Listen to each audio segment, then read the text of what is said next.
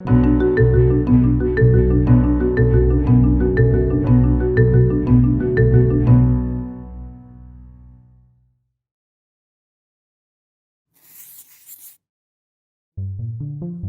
across Norway went to the polls last Monday to elect members of parliament, and all 169 seats in the country's unicameral legislature are up for grabs. Norway was previously governed by a 61-seat Conservative Party-led coalition.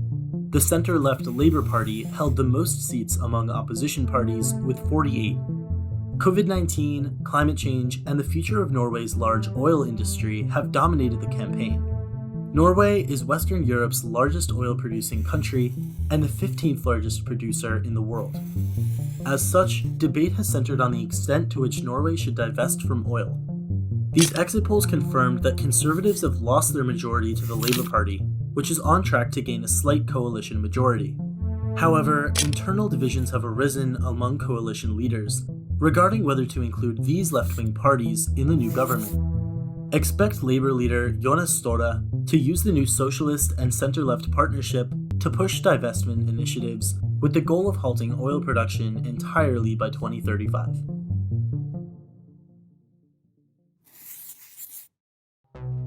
Last Tuesday saw the start of the Africa Debate 2021, a 3-day forum which serves as a platform for regional leaders to formulate discussion around continental economic growth. The conference, labeled the Great Reset, centered around improving African states' status as emerging economies following the COVID-19 pandemic.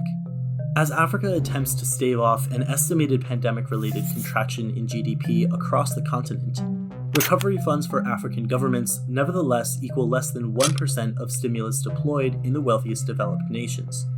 The conference sought to formulate strategies for attracting international investment and private sector participation to boost job creation. A recent loan from India's Exim Bank worth $100 million will go towards improving infrastructure, while a $23 billion IMF allocation to sub-Saharan Africa will likely be used to support MSMEs.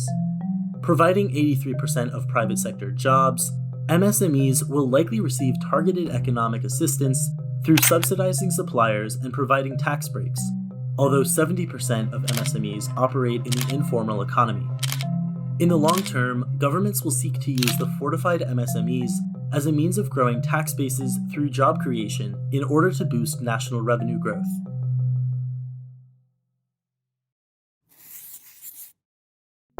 On Friday, French President Emmanuel Macron announced the recall of the French ambassador to Washington over a dispute regarding sales of military submarines to Australia.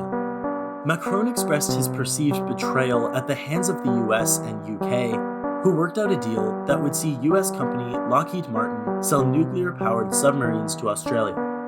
This move canceled a $90 billion deal Australia had previously made with French defense contractor Naval Group for conventionally powered subs.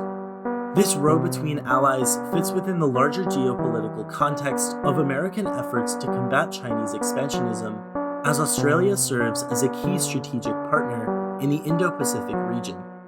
In order to ensure a check against Beijing's power, Washington will likely continue to make efforts to strengthen ties with Australia, but perhaps at a detriment to its traditional NATO allies.